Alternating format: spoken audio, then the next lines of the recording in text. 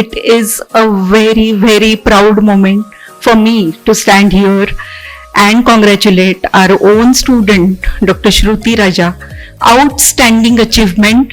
She has got at all India level getting this rank, competing with students from all over India who were into various esteemed institutions, government colleges, AIMS Institute. So she has competed with all of them and she is going to go to AIMS Nagpur. It's a dream situation for all of you. And SMBT is really, really proud. Today we all are here to have a brief informal discussion with Dr. Shruti Raja.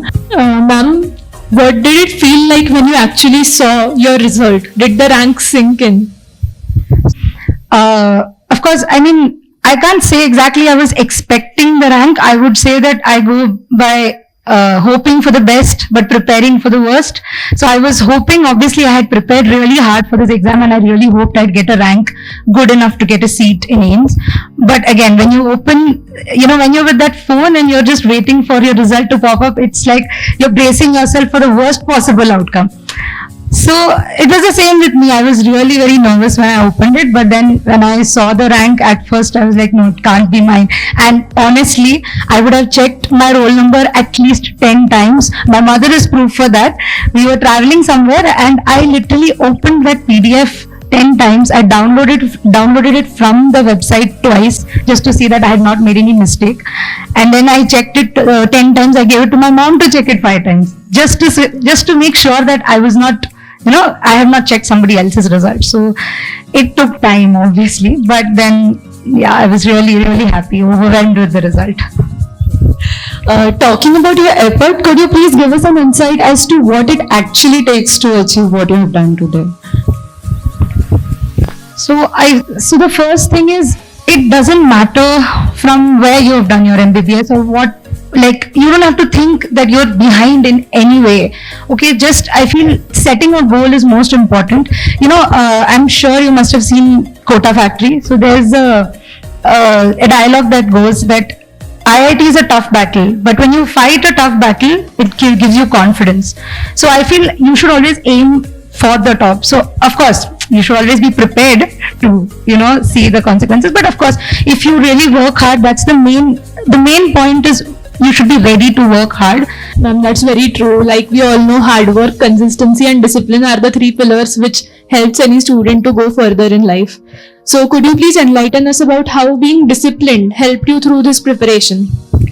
Yeah, I think that is the most basic thing about preparation is discipline. Because when you're at home preparing or anywhere, you're solely focusing on studies, but there are also chances that you might get distracted, you might get burnt out. Burning out is a real issue, I feel. So it's very important that you manage that and you still stick to your plans and have discipline, because ultimately that's the only thing that's going to translate into results. Having said that, I would not say you should not take breaks. You should definitely take breaks. I feel 1 day off per 10 days is very important. It doesn't mean that 365 days you have to continuously study. You have to take breaks. It's really important. I used to take breaks every 7 days because I used to get really burnt out, but that really helps your brain to just reset for the next lap of studies. And could you please tell us the highlight of your preparation, one most important thing that should not be missed while preparing for absolutely any competitive exam? So if I'm saying about what you have to study, then your previously asked questions are, there is no other way. You have to do all the previously asked questions, and not just the questions, the topics. And this is something I also learned from a lot of YouTube videos where people say their experiences, and it is true, because most of the questions will come from previously asked topics or something that's related to it. So you have to read into every topic. And if it's just how to study, then again the core is planning and more planning. That's it. And sticking to the plan, obviously that's most important. You make a plan, but executing it is even more important. There are so many subjects in MBBS. I mean, how do you go about preparation for each subject, and how do you know which subject should you pay more attention to, which is more important to revise? Okay, so I'll tell you what I did. So 19 subjects. Some of the subjects I had already finished studying when I was in final year, because we like final year and internship, because some are short subjects, so you get time. But majority of the subjects I had kept for my prep year from last June. So first, what you have to do is just take out the old papers, or you even have ready-made posts like on Instagram which tell you the weightage of each subject, and they are pretty accurate. Like for INI CET, the weightage for first and second year subjects is maximum. More than the clinical subjects, they ask you basics from anat, physio, biochem, and if that's not clear, then it's very difficult to crack INI. So when you have your idea clear about what topics, what subjects are important, like I knew the first and second year subjects are extremely important. And of course, it had been a long while since I had touched those books, because obviously we are not studying anat after first year. Then we study it later. But then I feel I got a lot of clarity about the subject when I was studying for entrance exams. And so you should know which subject, for NEET PG, for example, your clinical subjects are very important. So in that sense, you should do research, proper research about which subject is having more importance and work on it. Having said that, you should also identify your weak subjects. And I think the key to that is grant tests, which everyone knows, I'm sure. It's been spoken about so much. You have to give grant tests. So there you know where you're lagging behind. And how to balance between Marrow, reading, watching videos from Marrow or prep, and reading textbooks as well as solving MCQs. And also, is self-study more important than these classes? Definitely self-study is the main part of it. Very honest, I'll tell you what I did. So I was preparing from Marrow from June, and I started with the rapid revision videos. But by July, August, I felt that it was just so much information that at one point you feel you're forgetting everything. That is when I came across a resource called BTR by Dr. Zenabora. So Dr. Zenabora is also from AIMS. So I just happened to come across it, and I just checked what it is about. So it gives you like a very nice, concise version of all subjects. So I thought, okay, let's do this. And very honestly, it really helped. And it gives you a structure about what to study, what to filter out, and like that. Of course, watching videos is also important, because you have to get your concepts clear. Sometimes when you read by yourself, you might not grasp the concept as clear as you might see somebody explaining it. So that is also important. But after a certain point, I feel about 6 months, 7 months of watching videos, then self-study comes into play. Active recall is very, very important. You should spend at least, say you're doing one subject, videos, you should also spend at least 1 or 2 hours just actively remembering what you had studied the previous day. Solving MCQs, 100 MCQs every day, non-negotiable. You have to solve, and I feel you should put the previous year question tag. That will help. So, like in the last moment, how do you know what to skip, what to study, and like how did you realize what you had to put in that notebook? So that notebook was mainly based on, again, previous year topics, questions that I had solved, and some extra questions from GTs. So when you start preparing, after a while, you yourself get a sixth sense about what can be asked and what would not be asked. Some things, like in Marrow or in any app, they obviously put some things that are really high level that might not be asked. You know, when you read it, you'll come to know. But previous year topics, things, there are so many volatile things.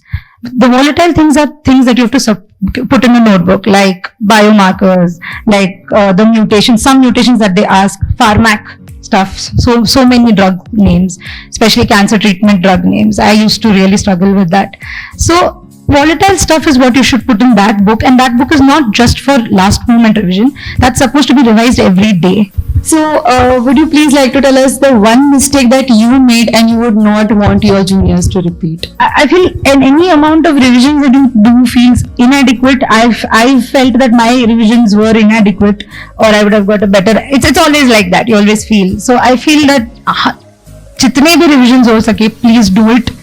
Even if it is 10, some people say 2 revisions are enough before NEET PG or INI CET. That's not true. Even if you can fit in 10 revisions before INI CET, please do it, because there you are faced with a time crisis. So we have 4 sections, 200 questions, 4 sections, 50 questions in 45 minutes, and each section. So if I finish section A, I cannot go back to it after 45 minutes. It's gone. It's done, dusted, submitted. So even if I realize that one of my questions was wrong, I cannot go back to it. Again, 5 questions are with time deficit. Your number of revisions will only increase your speed of answering, at least for questions that are extremely direct. And INI CET does ask direct questions. I wouldn't say everything is difficult. So at least those questions you shouldn't miss out on, because that will just decrease your rank really drastically. There are days when you just do not feel motivated enough to do anything. So how do you cope with those days? What is your strategy mostly? So if those days are not very frequent, then I just let those days be. I don't study those days. Seriously, I mean, I'm not even joking. I know many people might not believe it. My batchmates never used to. But seriously, if you don't feel like studying for it depends. If that's 1 week before the exam, please don't follow this. You have to study. But say it's 2 months, 3 months before the exam and you're feeling completely demotivated, you give a GT and you didn't get gold ranks, fine, then don't study that day. But make a mental plan for the next week, next 2 weeks, and go about it the next day. There's no point in studying if you're burnt out or demotivated. Nothing goes here. It's just a waste of time. So, ma'am, what are the steps that you took in your early MBBS which helped you in the long term? In early MBBS, the main thing is your concepts have to be crystal clear. When you're studying first year, second year, of course, at that time, you're only focusing on university exams and how to clear them. But even at that time, if you really focus on your concepts, then it will really help, because when you're reading again after internship, it is just easier than again having to build the concepts and then build the clinical subjects on them. So whichever year you are right now, just focus on getting all concepts right. There are a lot of interns and final year students sitting amongst us. What would you advise them if their aim is to clear any competitive exam in their first attempt along with an internship? Even I did not aim at clearing in first attempt, and I'll tell you why. I really wanted to make the best use of my internship. There are many friends of mine who used to say that it's okay if you don't work in internship, you study and then you get through and then you can work in residency. But I feel for me, working throughout internship has helped me, because there are some things that come to you in the exam hall that you had seen during those clinics. It's not something you have read it in your books or in Marrow or in Prep Ladder. It's something you have seen in a patient. So all this you will not get when you're a junior resident. When you go as a resident, they'll expect you to know, to do certain things. And I feel the most fruitful year of 5 years of MBBS was internship. So I would say any interns right now and future interns, please don't take internship lightly. In fact, it's fun. I feel you should always have fun during doing work. Even if it's hectic, it's something that you will remember in the 1 year when you're sitting at home. This might be a little personal, but like you said, investing a year after your internship, why did you decide on it? I mean, I knew that you wanted to take the full experience of your internship, but when did you actually realize that this is what you wanted to do, to take a year after your internship? Before internship itself. Actually, I had a good idea about what internship is going to be, because I had some friends and seniors. I had seen them doing their internship in different departments. So I always wanted to do that. Like when you're in final year, you're just waiting to become interns. And that's because you know it's going to be, and at least I saw it as fun.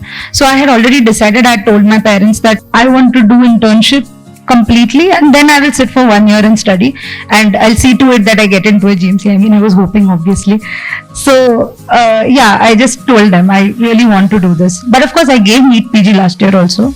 But yeah, I had already decided that internship above everything else. First of all, congratulations, ma'am.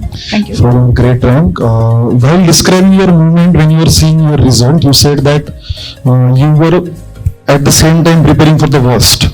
And I would like to know what exactly you mean by preparing for the worst. Did you had any plan B, or what if not INI CET? First of all, congratulations for that. Thank you. Yeah, thank you. But just what was the meaning behind the preparing for the worst? Or was there any plan B for you? Prepared to see a rank at which I am 100% sure I will not get AIMS. Because that preparation is important. Otherwise, if you're expecting to see a rank 100 and you end up getting a rank 1000, it will only demotivate you. And NEET PG was coming up. There was no time for demotivation. At that point of time, it was just exactly 1 month away from NEET PG. So yeah, NEET PG was my plan B. And I was going to write it. Because and that was like a safety net. I feel this year that actually worked in our favor, that in case somebody didn't do well in INI CET, NEET PG was our safety net. We didn't have that time gap that you have to wait for 6 months. So I feel that was always there.